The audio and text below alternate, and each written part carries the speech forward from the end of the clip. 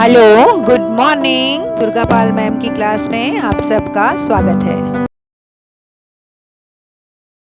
अगला प्रश्न है आपकी रचनाएं।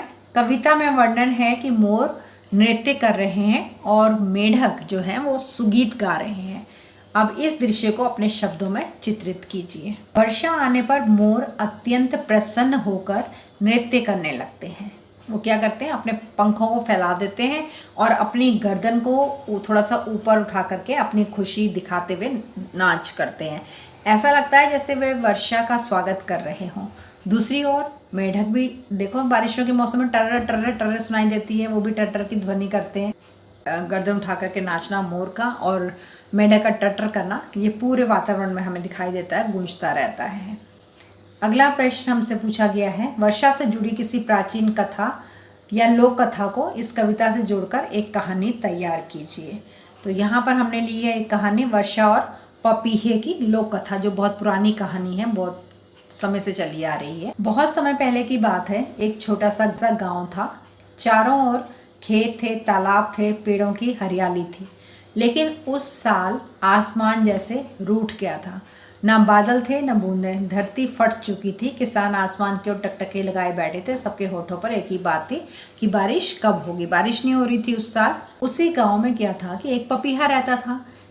और कहते हैं कि पपीहा जो था वो कोई साधारण पक्षी नहीं था, वो बल्कि पिछले जन्म का कोई ऋषि था जिसका रूप बदल गया था। उसे वरदान मिला हुआ था कि जब तक वह चातक स्वर में पुकारेगा तब तक आकाश में बादल जरूर आएंगे।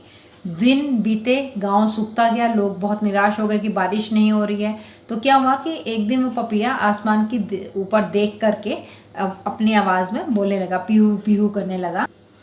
उसकी आवाज़ को सुनकर धरती की जो पीड़ा थी वो एकदम से आवाज़ कर बैठी।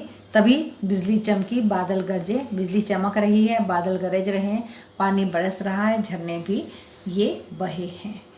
तो जब उसने पीहू पीहू करके गाना शुरू किया पपीहे ने, तो उसकी जो आवाज़ थी, उस आवाज़ में धरती की पूरी पीड़ा उसकी आवाज़ में आ गई थी कि धरती में लोग सब कितने दुखी हैं बारिश ना होने से। तो वो पूरा दुख उसकी आवाज़ में आ गया। तो उस आवाज़ को सुन करके एकदम से बिजली चमकी आसमान में और बादल गरजने लगे और पानी बरसने लग गया।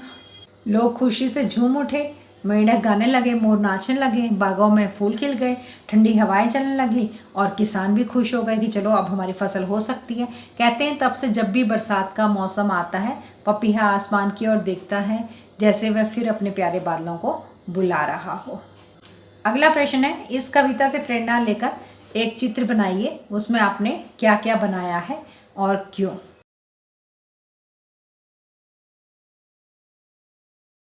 चित्र हमने देखा। अब मैं आपको बताती हूँ कि मैंने चित्र में क्या क्या बनाया है, क्यों। हमने बनाए हैं काले बादल और बिजली, वर्षा की घनघोर छटा, बरसात, पानी और झरने, बारिश का सौंदर्य दिखाने के लिए, हिलती डालियाँ और ठंडी हवा, मेढक, हंस, मोर, किसान, बाग के फूल और गाती महिलाएं। इनमें हमने जीवन और खुशी को दिखाने के लिए ये दृश्य लिया है। और हिलती डालियाँ और ठंडी हवा में हमने दिखाया है कि कविता में थोड़ा सा सीन क्रिएट करने के लिए, दृश्यता दिखाने के लिए हमने हिलती हुई डालियाँ और ठंडी हवा भी बनाई है।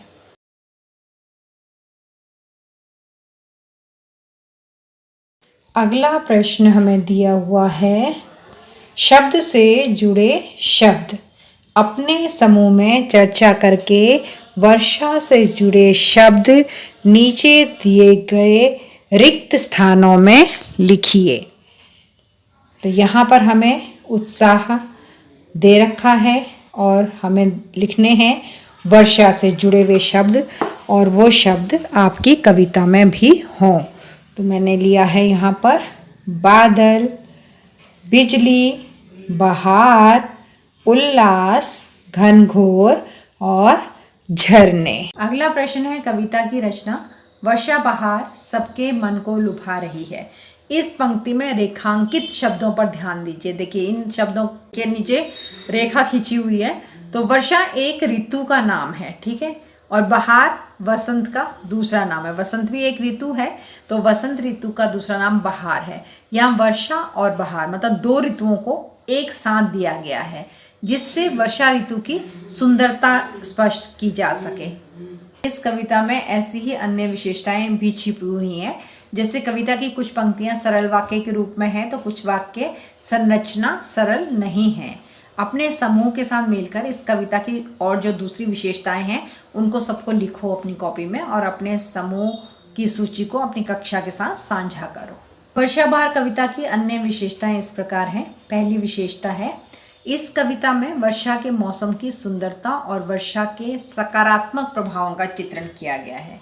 सकारात्मक प्रभाव है ना, कुछ भी नकारात्मक नहीं दिया कि बारिश बहुत ज़्यादा हो गई, बाढ़ आ गई, लोग बह गए, घरों में पानी भर गया, ऐसा कुछ नहीं दिखाया गया है। वर्षा ऋतु की जो सुंदरता होती है उसके बारे में दिखाया गया है, तो ये एक विशेषता है। दूसरा है, कविता में जीवों, पक्षियों और पौधों की खुशी और उल्लास का वर्णन है।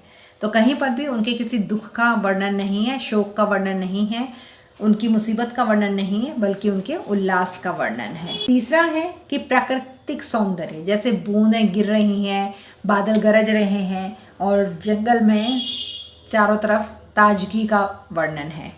चौथा विशेषता है कि प्रकृति और मानव के बीच में गहरे संबंध को दिखाया गया है कि जब प्रकृति खूबसूरत होती है, बारिश आती है तो मनुष्य कितना खुश होता है, बारिश का मनुष्य के जीवन में कैसा संबंध है कि बारिश होगी तो मनुष्य का जीवन सुखी होगा।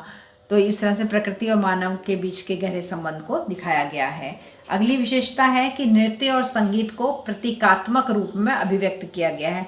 मनुष्य के जीवन में नृत्य और संगीत कितना जरूरी है, ये वर्षा बहार कविता में बहुत अच्छे से दिखाया गया है कि जब खुश होते हैं तो डांस भी हो रहा है और गाने भी गाए जा रहे हैं। अगली विशेषता है कि कविता में ये सिखाती है कि बदलाव का स्वागत खुशी, उल्लास और उत्सव के रूप में करना चाहिए। जीवन में बहुत सारे बदलाव आते हैं, हमारी उम्र की अवस्था, हमारे जीवन की अवस्था बदलती है, उम्र बदलती है, कभी सुख आता है, कभी दुख आता है, कभी कष्ट होता है, कभी संपन्नता होती है।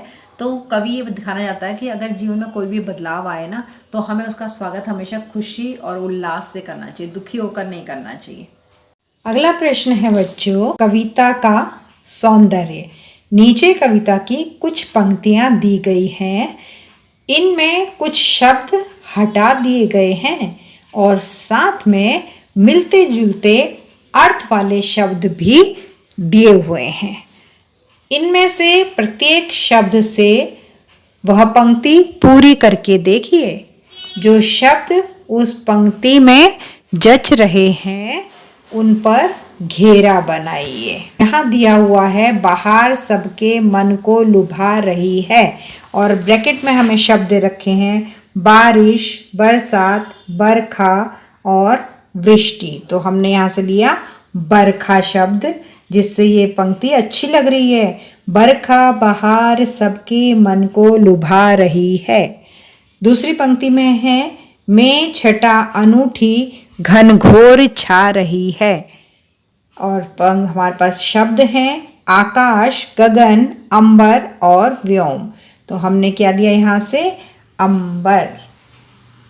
तीसरी लाइन है, बिजली चमक रही है, डैश गरज रहे हैं, और हमें ब्रैकेट में दे रखा है मेघ, जलधर, घन और जलद। तो हमने लिया यहाँ से मेघ। बिजली चमक रही है, मेघ गरज रहे हैं। अगली पंक्ति है, बरस रहा है झरने भी ये बहे हैं, और हमें दिया है ब्रैकेट में जल, नीर, सलिल और तोए। तो हमने लिया यहाँ पर नीर। नीर बरस रहा है, झरने भी बहे हैं। अगला प्रश्न है बच्चों विशेषण का। बागों में गीत सुंदर गाती हैं मालिने अब। इस पंक्ति में सुंदर शब्द गीत की विशेषता बता रहा है, अर्थात वह विशेषण है। गीत एक संज्ञा शब्द है जिसकी विशेषता बताई जा रही है, अर्थात इसे हम क्या कहेंगे, विशेष्य। जिसकी विशेषता बताई जाती है उसे कहते हैं विशेष्य, और जो विशेषता होती है उसे कहते हैं विशेषण। तो नीचे दी गई पंक्तियों में विशेषण और विशेष्य शब्दों की पहचान करके लिखिए। यहाँ पर हमें पंक्ति दी हुई है और इसमें से हमें विशेषण और विशेष्य चुनना है। नभ में छटा अनूठी घनघोर छा रही है। क्या छा रही है? छटा। तो ये हो गया विशेष्य। और कैसी है छटा? अनूठी है, तो ये इसका विशेषण हो गया। ऐसे ही इस पंक्ति में हम ढूंढेंगे। चलते हैं हंस कहीं पर, बांधे कतार सुंदर। क्या बांध रहे हैं वो? कतार बांध रहे हैं। और कतार कैसी है? सुंदर है। मेढक लुभा रहे हैं गाकर सुगीत प्यारे। कैसे गीत गा रहे हैं मेढक? वो गा रहे हैं प्यारे सुगीत। तो सुगीत हो गया हमारा विशेष्य और प्यारे उसका विशेषण। चलती हवा है ठंडी, हिलती हैं डालियां सब। हवा कैसी है? ठंडी है, तो हवा हो गई विशेष्य और ठंडी उसका विशेषण। इसी तरह से डालियां सब, डालियां है विशेष्य शब्द और सब उसका विशेषण है। अगला प्रश्न है हमारे पास। नीचे दिए गए विशेष्यों के लिए अपने मन से विशेषण सोचकर लिखिए। आप इन शब्दों की कोई भी विशेषता सोचकर लिख सकते हैं। पहला शब्द है वर्षा, पहला संज्ञा शब्द है वर्षा। हमने इसके लिए विशेषण चुना मूसलाधार वर्षा, हल्की वर्षा। दूसरा है पानी, पानी कैसा है? स्वच्छ है, शीतल है। बादल, बादल काले हैं, घने हैं, तो ये इनकी विशेषता है। डालियाँ, डालियाँ कैसी हैं? मजबूत हैं और हरी हैं। गुलाब, गुलाब कैसा है? लाल गुलाब है, बहुत सुंदर गुलाब है। तो ये हो गए सारे इनके विशेषण जो हमने अपने दिल से, दिमाग से सोच करके यहाँ लिखे हैं। अगला प्रश्न है बच्चों, ऋतु और शब्द। फिरते लखों पपीहे हैं ग्रीष्म ताप खोते। ताप शब्द ग्रीष्म ऋतु से जुड़ा है। ग्रीष्म का मतलब होता है गर्मी और ताप का मतलब होता है तेज आंच। भारत में मुख्य रूप से 6 ऋतुएं क्रम से आती हैं। हमारे यहाँ पर 6 ऋतुएं मानी गई हैं। लोग इन ऋतुओं में कुछ विशेष शब्दों का उपयोग करते हैं और हर ऋतु में कोई विशेष शब्द होते हैं। जैसे सर्दी में ठिठुरना, धूप, इस तरह के विशेष शब्द आते हैं। इन शब्दों को पढ़कर कौन से ऋतु का स्मरण होता है?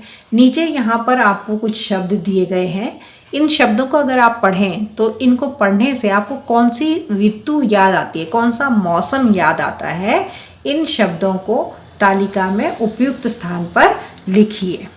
देखिए नीचे हमें ये तालिका दे रखी है जिसमें हमें ऋतुएं दे रखी हैं। बसंत ऋतु, ग्रीष्म ऋतु, वर्षा ऋतु और बाकी की ऋतुएं भी हैं। तो इन शब्दों को, ये ऊपर वाले जो शब्द हैं यहाँ पर, इन शब्दों को हमें इन ऋतुओं के सामने भरना है। कौन सा शब्द किस ऋतु का है ये सोचकर भरना है हमें। तो मैंने यहाँ पर आपके लिए तैयार किया हुआ है। देखिए, बसंत ऋतु में हरियाली होती है, बयार ठंडी हवा चलती है, बहार होती है, फूल खिले होते हैं। गर्मी की ऋतु जेठ के महीने का नाम है। मई और जून का जो महीना होता है उसे जेठ का महीना कहते हैं। लू चलती है, तपन होती है, आंधी आती है और सूरज का ताप बहुत तेज होता है। वर्षा ऋतु में रिमझिम बारिश आती है, बारिश की झड़ी लग जाती है, शीतलता होती है। सावन का महीना होता है ये। वृष्टि मतलब वर्षा, बादल का फटना और कभी कभी बादल भी फट जाता है। अगली ऋतु है शरद ऋतु, जो कि सितंबर अक्टूबर के महीने में होती है। आजकल चल रही है ये ऋतु, शरद ऋतु।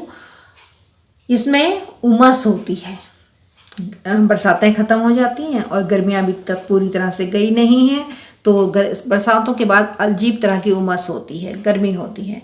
हेमंत ऋतु, इसमें धुंध होती है और ठंडक होनी शुरू हो जाती है, नवंबर और दिसंबर का महीना। उसके बाद आती है शिशिर ऋतु। शिशिर में तो कड़कड़ाती हुई ठंड पड़ती है, ओस होती है, कोहरा होता है, कड़कड़ाती हुई ठंड होती है, धूप भी निकलती है, ठिठुरना पड़ता है हमें, पाला होता है, इसमें जाड़ा बहुत ज़्यादा होता है और बर्फ़ भी पड़ती है, हिमपात। तो ये सारे शब्द चुनकर हमने उनके सही ऋतु के सामने लिख लिए हैं जिस ऋतु में ये शब्द होते हैं। अगला प्रश्न है, वर्षा के समय आपके क्षेत्र में क्या क्या परिवर्तन आते हैं, लिखिए। जिस जगह पर आप रहते हैं वहाँ पर बारिश होने पर क्या क्या परिवर्तन आते हैं वो लिखना है आपको। तो वर्षा के समय हमारे क्षेत्र में निम्नलिखित परिवर्तन आते हैं। नंबर 1 है, वर्षा के कारण गर्मी का असर कम हो जाता है, मौसम ठंडा हो जाता है। ये सभी जगह पर आता है ये परिवर्तन। नंबर 2 है, पेड़ पौधे हरे भरे और ताजे हो जाते हैं। ये भी बिल्कुल सही है, सब जगह होता है। नंबर 3 है, नदियों, झीलों, तालाबों आदि जल स्रोतों में पानी का स्तर बढ़ जाता है। और नंबर 4 है, कीड़े मकोड़े और मच्छर अधिक सक्रिय हो जाते हैं। बारिश में मच्छर बहुत होते हैं और बीमारियां भी फैलती हैं फिर मच्छरों की वजह से। अगला प्रश्न है, बारिश के चलते स्कूल आने जाने के समय के अनुभव बताइए। जब बारिश हो रही होती है तो आप स्कूल आते जाते हैं तो आपको कैसा लगता है, ये आपको अपना एक्सपीरियंस बताना है। और कोई अगर रोचक घटना आपके साथ हुई है कि बारिश के मौसम में आप स्कूल जा रहे हैं या स्कूल से वापस आ रहे हैं तो उस समय कोई इंटरेस्टिंग सी घटना कोई हो गई है तो वो घटना भी बताइए।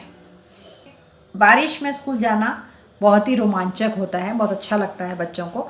गलियों में पानी जमा हो जाता है, बच्चों के जूते और पाँव भी गीले हो जाते हैं और बारिश की ठंडी बूंदें हमारे चेहरे पर गिरती रहती हैं। तो एक अनुभव है यहाँ पर। क्या हुआ कि मैं एक बार स्कूल जाने के लिए बाहर निकली, तभी अचानक जोर की बारिश शुरू हो गई। छाता तो था लेकिन छाता लिया तो तेज़ हवा में वो पलट गया। अब छाता तो खराब हो गया, मुझे पूरी तरह से भीगना पड़ा। रास्ते में एक बड़ा पोखर आ गया। मैंने सोच लिया कि इसे पार करना मुश्किल है, लेकिन तभी मेरे दोस्त ने कहा चलो पोखर में कूदते हैं, और हम दोनों हंसते हंसते उस पोखर को पार कर गए। रास्ते भर हमारी हंसी और छींटे बढ़ते ही रहे। स्कूल पहुंचकर हम दोनों के कपड़े गीले थे, जूते भी मैले थे, लेकिन हमारा मन बहुत खुश था क्योंकि रास्ते में अपनी मनमर्जी करके आए थे। उस दिन मैंने सीखा कि बारिश के समय छोटी छोटी परेशानियां भी खुशी और मज़ेदार यादों में बदल सकती हैं। अगला प्रश्न है, वर्षा ऋतु में आपको क्या क्या करना अच्छा लगता है और आप क्या क्या नहीं कर पाते हैं। बारिश की वजह से बहुत सी चीज़ें नहीं भी तो कर पाते हैं हम। वर्षा ऋतु में हमें ये सारे काम करने अच्छे लगते हैं। कौन से? ये वाले। पहला है चाय और गरम गरम पकौड़े खाना। किस किसको पसंद है कमेंट बॉक्स में लिखना। बारिश में नहाना सभी बच्चों को पसंद होगा। कागज़ की नाव बनाकर पानी में बहाना, हम भी बहुत बहाते थे। संगीत सुनना, म्यूज़िक सुनना, ये थोड़ा बड़े होने के बाद आता है ये शौक़। परिवार के साथ समय बिताना, ये भी थोड़े बच्चे से बड़े अगर हो जाए तब ये शौक़ आता है, नहीं तो बरसात में तो अकेले ही अपने दोस्तों के साथ खेलने में बड़ा मज़ा आता है बचपन में। वर्षा ऋतु में हम बाहर घूमने नहीं जा पाते हैं, बाहर खेलने भी नहीं जा पाते हैं, कपड़े नहीं सूख पाते हैं और बहुत सारी चीज़ें हम नहीं कर पाते हैं। जैसे बाहर स्कूल भी कई बार हमारी छुट्टी पड़ जाती है, डीएम साहब घोषित कर देते हैं कि भारी वर्षा होने वाली है इसलिए स्कूल बंद रहेगा, तो हमें मज़ा नहीं आता क्योंकि घर में तो मम्मी बाहर निकलने नहीं देंगी और स्कूल जाने के बहाने हम भीगते हैं। लेकिन अब जब डीएम साहब ने स्कूल ही बंद कर दिया तो वो मज़ा हमें नहीं आ पाता है। बारिश के मौसम में आपके आस पड़ोस के पशु पक्षी अपनी सुरक्षा कैसे करते हैं और उन्हें कौन कौन सी समस्याएँ होती हैं।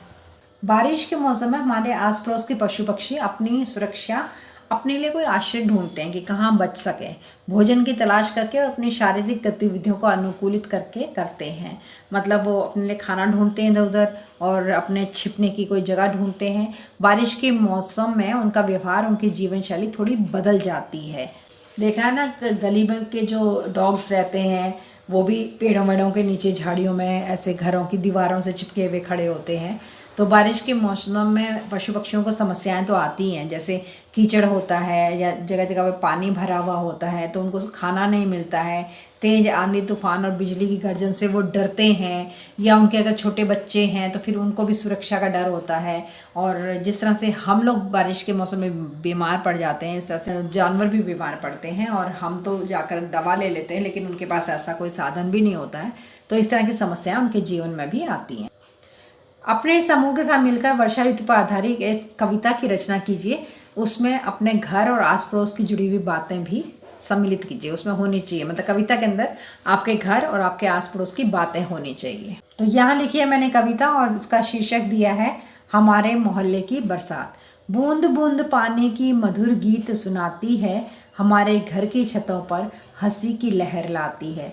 आस पड़ोस के बगीचों में हरियाली छा रही है, फूलों की खुशबू और मिट्टी की सूरत बिखर रही है। गली में बच्चे खेल रहे, पानी में छलांग लगाते, पानी की कलकल आवाज़ में सब झूमते मुस्कुराते। छत पर हमारे दादाजी खड़े बारिश निहारते हैं। माँ की छतरी तले हम भी बचपन में के रंग भरते हैं। कुत्ते और बिल्ली भी बाहर पानी में मस्ती कर रहे। पपीहा की पुकार और हंस की कतार, सब खुशियाँ बिखेर रहे। बारिश की ये रिमझिम बूंदें दिल को तरबतर कर दें। हमारे मोहल्ले की ये वर्षा यादें मीठी भर दें। तो बच्चों, मैंने आपको यहाँ तक सारे प्रश्न उत्तर करा दिए और इसके बाद के नीचे जो जितने भी प्रश्न उत्तर बचे हैं साक्षात्कार के बाद, ये मैं आपको अगली वीडियो में दूंगी, क्योंकि वीडियो बहुत लंबी हो रही है। ऑलरेडी आधे घंटे की वीडियो हो चुकी है। आप लोग भी बोर हो जाते हैं इतनी लंबी वीडियो देखकर। तो आप ये नोट कर लीजिए कि साक्षात्कार के बाद सारे क्वेश्चन नंबर 3 में आएंगे। ये पार्ट 2 चल रहा है। पार्ट 1 में ऑलरेडी आप कुछ क्वेश्चंस देखे, उसके बाद पार्ट 2 में आपने थोड़े क्वेश्चंस देखे। अब जो बाकी के क्वेश्चंस हैं वो मैं पार्ट 3 में दूंगी और सब वीडियोस का लिंक एक दूसरे के डिस्क्रिप्शन में मौजूद रहेगा, ताकि आपको किसी तरह की कोई परेशानी ना हो। तो अब फटाफट से कर दीजिए 4 काम। वीडियो को लाइक कर दीजिए, 2 दोस्तों के साथ शेयर कर दीजिए, दुर्गा पाल मैम की क्लास को सब्सक्राइब कर लीजिए और बेल आइकन को दबा दीजिए। अब चलते हैं और मिलेंगे आपसे वीडियो पार्ट 3 के साथ। ये पार्ट 2 था। टाटा, bye bye and love you all. Thanks for attending Durga Pal Ma'am's class. Please like, share, subscribe and don't forget to leave a lovely comment. Thank you.